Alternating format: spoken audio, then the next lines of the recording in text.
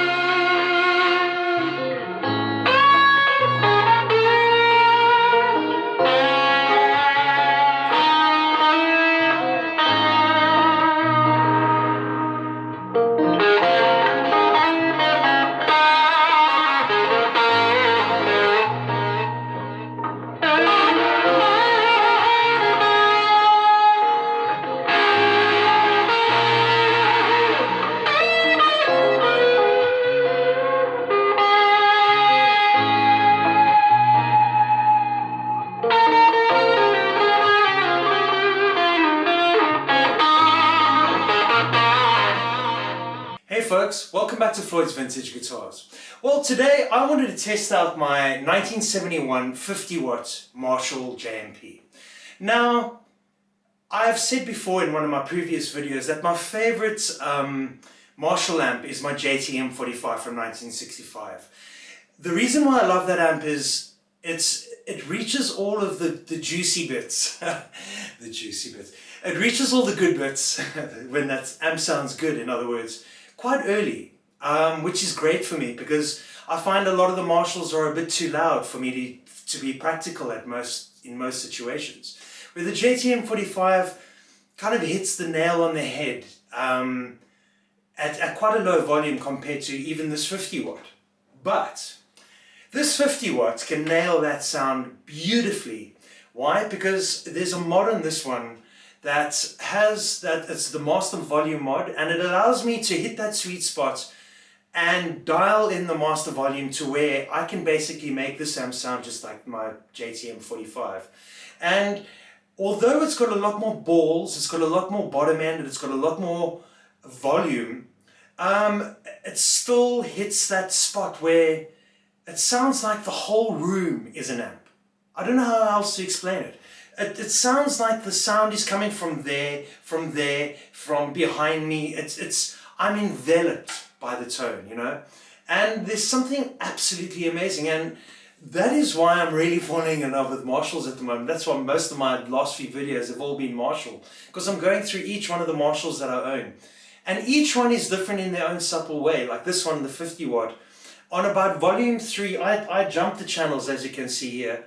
I put volume on about 3 on the bass end, on the lead end, and all the EQ is on 7.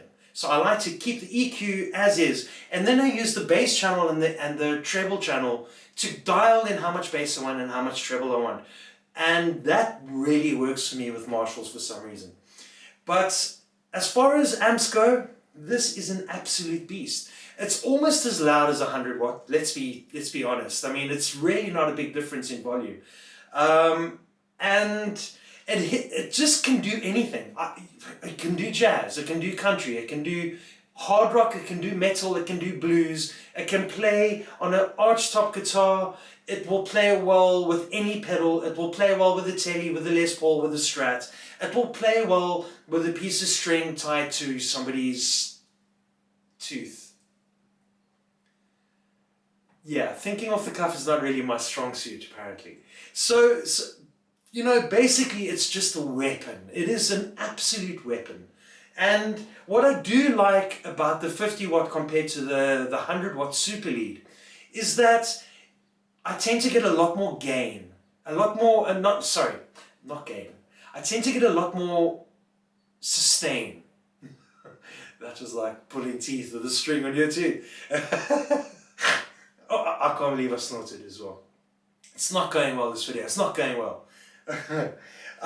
But yeah, that's the real difference for me between a 50 watt and a 100 watt. Is that this one gives that Jeff Beck kind of sustain.